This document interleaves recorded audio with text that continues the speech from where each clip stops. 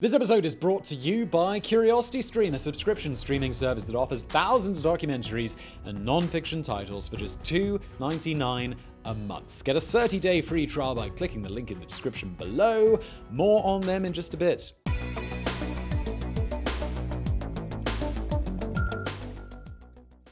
A mild-eyed man who killed 26 persons. That was the title of an article published in the New York Sun in 1881, which detailed the exploits of Bat Masterson. Even for the Wild West, that was a huge number and almost unheard of for a man of the law. But there was a pretty good reason this wasn't heard of, and that's because it wasn't true. The article was penned by a gullible city reporter much too eager to learn and write about the rough-and-tumble adventures on the frontier. But it was popular and exciting, and it got reprinted all over the country. And just like that, Masterson's reputation was made as one of the most feared gunslingers of the West. Don't get us wrong though, Bat Masterson was no stranger to gunfights. As you're about to find out, he has been involved in a shootout or two and plenty of other violent adventures, but his body count was way lower. In fact, during a libel trial while under oath, Masterson estimated that he'd killed 3 men and said that all of the shootings had been justified. Masterson was a man who had ambitions that extended past the life of a gunslinger, and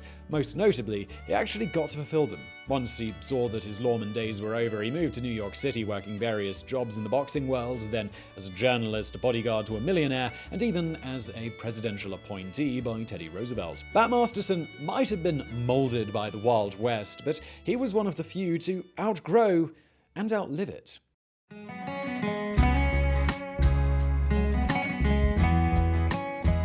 Bat Masterson was born Bartholomew William Barclay Masterson on November 26, 1853, in the municipality of Henryville in Quebec, Canada, to Thomas Masterson and Catherine McGurk, him a Canadian farmer and her an Irish immigrant. His parents had 6 other children. Of particular note were his brothers Ed and James Masterson, who would go on to become gunslinging lawmen alongside Bat, although neither one achieved his level of fame, in a very similar scenario to Wyatt Earp and his 2 brothers, Virgil and Morgan. The origins of his nickname Bat is a matter of some dispute. According to Wild West folklore, Masterson earned the moniker while serving as a lawman in Dodge City. He had been wounded in a previous gunfight and was forced to use a cane to walk around. Although at first this was an impediment, Masterson became proficient with his new accessory and often used it as a club in fights against rowdy cowboys, and thus came the nickname Bat. While this would certainly fit his Old West persona, it seems that he was called Bat before his lawman days and before even getting shot. According to the man himself in his book Famous Gunfighters of the Western Frontier, he earns the nickname during his buffalo hunting days, passed on to him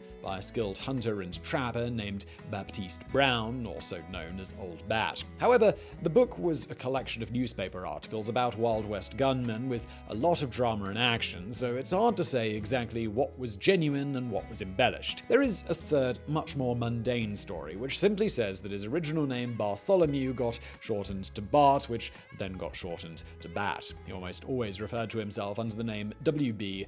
Bat Masterson. Going back to his childhood, the Masterson family left Canada when Bat was just a boy and moved around the United States quite a bit before finally settling in Kansas in 1871 on a large farm near Wichita. By that point, Bat was 18 years old and was ready to go out and find something to do. He was already skilled with guns, so he joined his older brother Ed and became a buffalo hunter, and the 2 of them were later joined by James Masterson. It was during this time that Bat had already begun meeting some other characters who would go on to become part of the legend of the Wild West, such as Tom Nixon, frontiersman Billy Dixon, and Masterson's soon-to-be close friend, Wyatt Earp. Already, there were some stories that helped build the reputation of Bat Masterson. On one occasion, he and his brother Ed were stiffed on payment by a contractor named Raymond Ritter, who had hired them to do some grading for the Santa Fe Railroad. According to the story, it took almost a year, but Bat finally tracked Ritter down, coming into town by train. He waited for the train to pull into the station, entered Ritter's compartment, drew on him, and made him pay what he owed at gunpoint.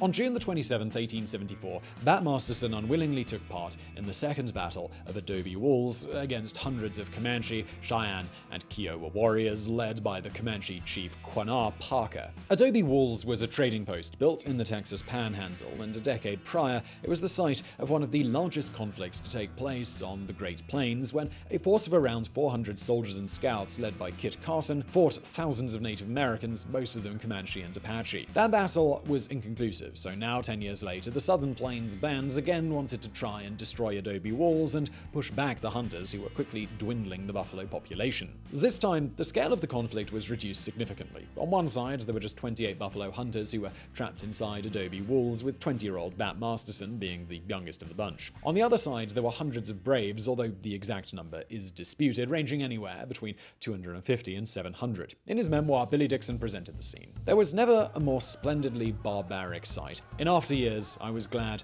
that I had seen it. Hundreds of warriors, the flower of the fighting men of the southwestern plains tribes, mounted upon their finest horses, armed with guns and lances, and carrying heavy shields of thick buffalo hide, were coming like the wind. Over all were splashed the rich colors of red, vermilion, and ochre on the bodies of the men, on the bodies of the running horses. Scalps dangled from their bridles, gorgeous war bonnets fluttered their plumes, bright feathers dangled from the tails and manes of the horses, and the bronzed, half-naked bodies of the riders glittered with ornaments of silver and brass. Behind this headlong charging host stretched the plains, on whose horizon the rising sun was lifting its morning fires. The warriors seemed to emerge from this glowing background. The battle consisted of a prolonged siege, but it ended with one phenomenal shot that has become the stuff of legends. It belonged to the aforementioned Billy Dixon, who was a renowned crack shot. During a break in the fight, the buffalo hunters saw a group of enemy riders gathering on a ridge almost a mile away to survey the situation. Dixon then took aim with a 50-90 Sharps rifle and dropped one of the warriors cleanly with one bullet. Allegedly, the Comanche was so disheartened by the shot that they gave up the siege. As far as Masterson was concerned, he acquitted himself well during the fighting and later enrolled as a civilian scout in the Red River War, which took place on the Southern Plains as a direct result of the siege at Adobe Walls.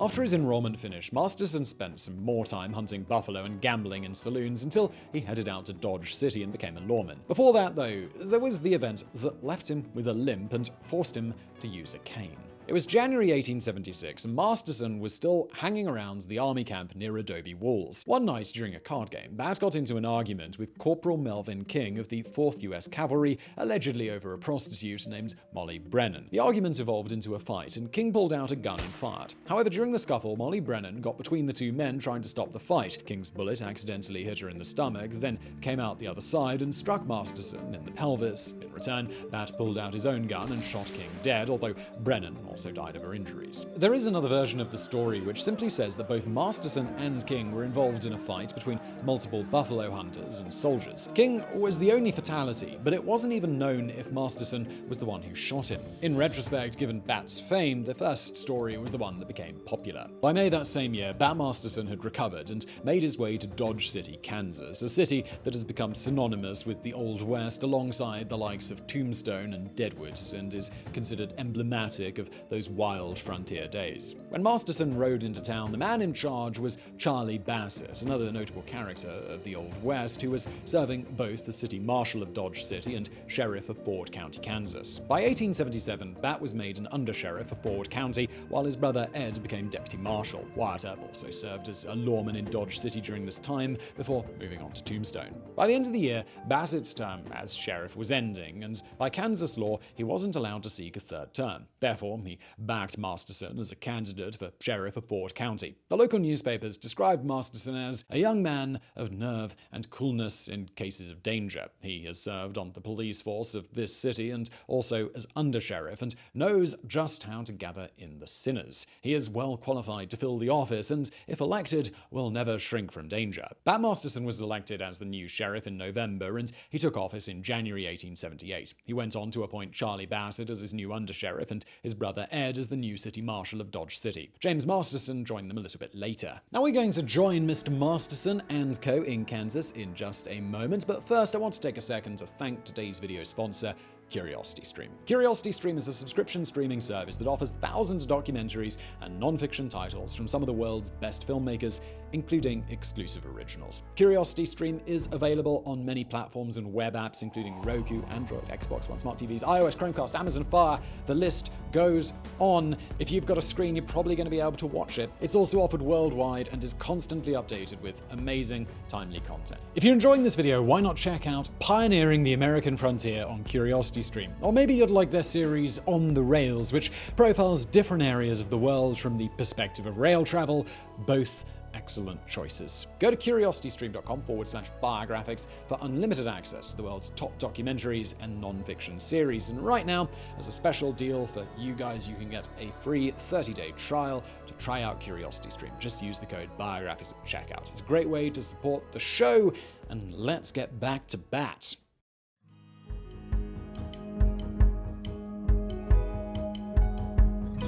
There were three notable events that marked Bat Masterson's stint as sheriff of Ford County. The first was exactly the kind of thing you would expect from the Wild West. In his second month in office, Masterson and his posse chased down a gang of dangerous train robbers led by a notorious outlaw named Dirty Dave Rudabaugh. However, they managed to capture two of the criminals in an ambush and arrested them without a shootout, while the other two were apprehended soon after. The second event was considerably more violent and left two men dead. On April the 9th, 1878, City Marshal Ed Masterson approached a drunken cowboy named Jack Wagner who was causing a ruckus in town. He tried to get him to disarm, but instead Wagner drew on Ed and shot him. The marshal shot back and hit the cowboy in the chest, then stumbled into a nearby saloon where he said what had happened before he collapsed. Ed Masterson died about a half hour later, killed in the line of duty, while Wagner also died the next day. In different versions of the story, Wagner escaped the altercation unharmed, but once Bat found out what he'd done, he tracked down his brother's killer and gunned him down himself. The third incident that marked Masterson's tenure as sheriff of Ford County was known as the Royal Gorge War, which was in reality a dispute between two railroads over who had the right to lay track through the Royal Gorge. These sort of conflicts were common back then and were known as the Railroad Wars, as numerous different companies vied for supremacy. In this particular case, it was a dispute between the Denver and Rio Grande Railroad and the Atchison, Topeka, and Santa Fe Railroad. Such companies often employed gunfighters as an intimidation tactic, although the official reason was to ensure that their interests were protected. This time, it was the Santa Fe Railroad that hired Bat Masterson to look after their interests, which involved him assembling a group of 60 or so men and even obtaining a cannon should the need for one arise. The gunslingers in Masterson's employ were a who's who of the Wild West, including Doc Holliday, Ben Thompson, Mysterious Dave Mather, and even the man he once arrested, Dirty Dave Rudabaugh. For something that had the word war in it and took place during the Wild West and involved some of that period's most dangerous shooters, the Royal Gorge War was surprisingly tame. Most of it was fought in courtrooms, while the hired men kept their guns holstered and mainly relied on threats and intimidations. There is still dispute over if anyone was actually killed during the conflict or not. Some sources say no, while others claim that a man named Henry Jenkins was shot in the back by a drunken guard. Eventually, it was the Supreme Court who settled the matter and sided with the Rio Grande Railroad, thus forcing Masterson and his posse to surrender their positions.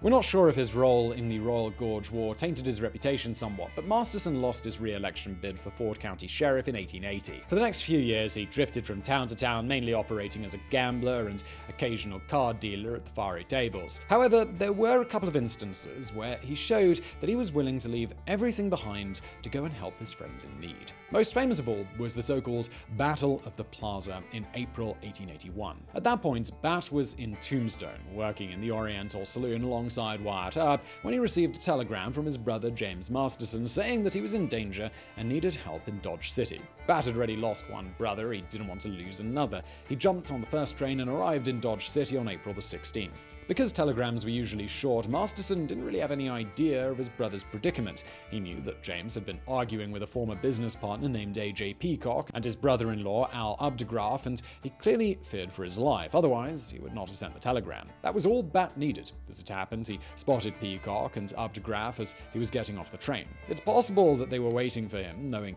that James Masterson would have sent word for help. Bat called out to them, but they weren't in the talking mood. They drew their guns and opened fire. Bat dove for cover and did the same. During the shootout, a couple of Masterson's old friends exited the Long Branch Saloon and joined in the gunfight, but so did a few gunmen from Peacock's side. Eventually, Updegraff fell to the ground moaning as a bullet pierced his lungs. Who shot it? We don't know, but that was the end of the fight, just as well as Masterson had run out of bullets. When the mayor approached him, shotgun in hand, Bat simply surrendered his guns and asked how his brother was doing. He was fine, by the way, and since it couldn't be proven who shot Updegraff, Masterson was only fined $8 for unlawfully discharging his gun on a city street. He and James left Dodge City together and a while later ended up in Trinidad, Colorado, where they once again served as lawmen.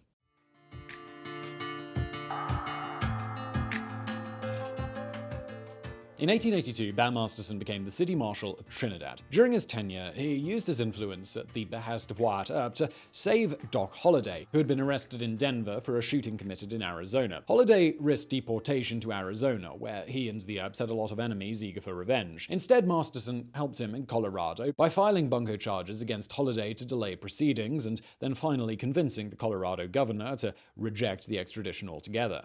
Oddly enough, the most notable event from this era did not happen in Trinidad, but back in Dodge City. In April 1883, he received word that one of his friends back there, Luke Short, needed help. Once again, Masterson didn't hesitate and boarded the train for Dodge City. Timing-wise, it worked out great because he'd just lost his re-election bid for city marshal, so there wasn't anything keeping him in Trinidad. Luke Short was a partner in the infamous Long Branch Saloon, and he butted heads with the new mayor, Lawrence Degger. The latter wanted the saloon closed and Short gone. When legal measures failed, Short claimed that Degger, along with the police and the city marshal, unofficially organized a vigilante group to drive him out of town under threat of violence. He petitioned the governor, who sided with Short, but only gave him a 10-day window in which he would be able to return to Dodge City and sell the saloon. Back in town, it was made clear to Short that if he was still around after those 10 days, bad things were gonna happen. That is when he sent word to his friends, and quite a few of them answered the call. There was Bat Masterson, Wyatt Earp, Charlie Bassett, Shotgun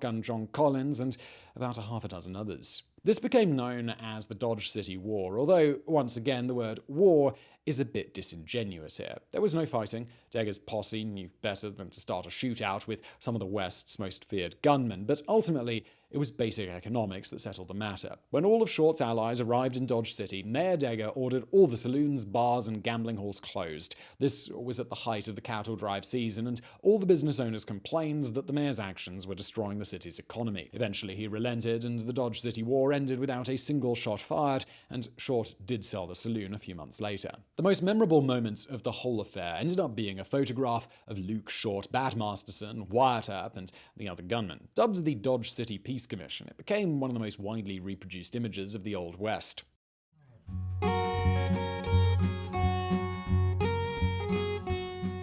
The Dodge City War was more or less Bat Masterson's last hurrah as a fearsome gunslinger of the Wild West. From then on, he tried living a more docile life focused on some of his other interests. He started with journalism and published his first newspaper, called the Vox Populi, in 1884. It only lasted one issue, and although Masterson would eventually find success as a journalist, that time had not yet arrived. In 1886, Masterson left Dodge City behind once more and moved to Denver, where he had various jobs related to gambling, such as faro dealer and gambling hall manager. Around this time, he met and befriended a notorious conman named Soapy Smith, whom we already covered in a previous Biographics video. During the 1890s, Masterson engaged in two more of his interests, boxing and mining. He had been a boxing fan for a while and attended numerous bouts, so eventually he got to serve in an official capacity as a timekeeper, promoter, or seconds. As far as mining was concerned, Bat Masterson briefly relocated to Creede, Colorado, which had become a silver boomtown. While there, he managed a gambling house called the Denver Exchange and also served as unofficial lawman. We say unofficial because he didn't have any sort of authority, but as one newspaper described the situation, Masterson was generally recognized in the camp as the nerviest man of all the fighters here. All the toughs and thugs fear him as they do no other dozen men in camp. Let an incipient riot start, and all that is necessary to quell it is the whisper, "There comes Masterson." Clearly, his fearsome reputation still preceded him wherever he went, and it was the same reputation that helped Masterson land his next gig, which was also the cushiest job he'd ever have. In 1895, he entered the employ of railroad tycoon George Gould, the son of Jay Gould, one of America's most notorious robber baron, and again, someone we've already covered here on Biographics. George Gould had been receiving threatening letters from an anonymous person and thought that it would be prudent to hire a bodyguard, someone who not only had the skills, but also an intimidating presence. On a friend's recommendation, he offered the job to Bat Masterson and began palling around with the country's wealthy elite, always at Gould's side. Life was lush for Masterson. He wrote to friends back in Denver telling them how he would spend the whole day fishing on a yacht, or how he would go to the races where Gould would give him thousands of dollars to bet as he pleased. But unfortunately, all good things must come to an end, and the bodyguard gig finished for Masterson after about 8 months when Gould's letter writer was finally arrested.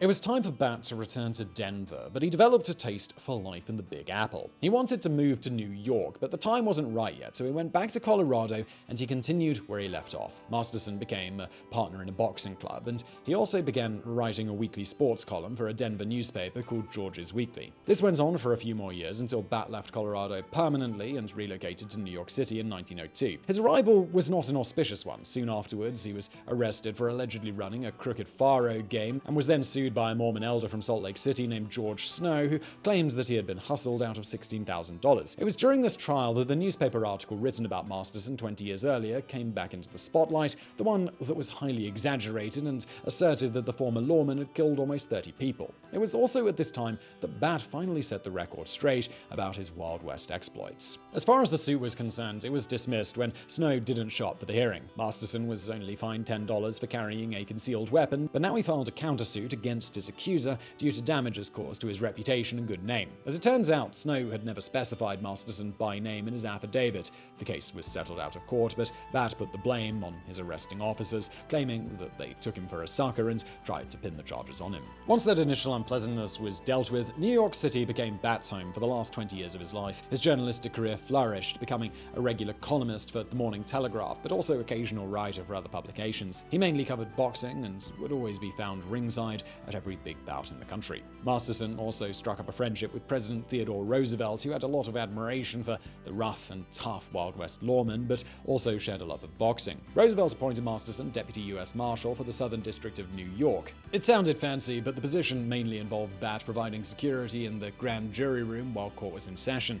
It lasted until Taft became president, as he abolished the job since he didn't share his predecessor's fondness of the Old West. On October 25th, 1921, the 67-year-old Bat Masterson had finished writing his column and then had a heart attack and died at his desk. He was then buried at the Woodlawn Cemetery in the Bronx, following a service attended by hundreds of friends and admirers. His death was quiet and peaceful, not something that most other Wild West figures get to experience. Bat Masterson is a rare example of someone who managed to escape the Old West and successfully build a new life for himself in the modern era. So I really hope you found that video interesting. If you did, please do hit that thumbs up button below. Don't forget to subscribe, and also please do check out our fantastic sponsor, CuriosityStream. There's a link below, and thank you for watching.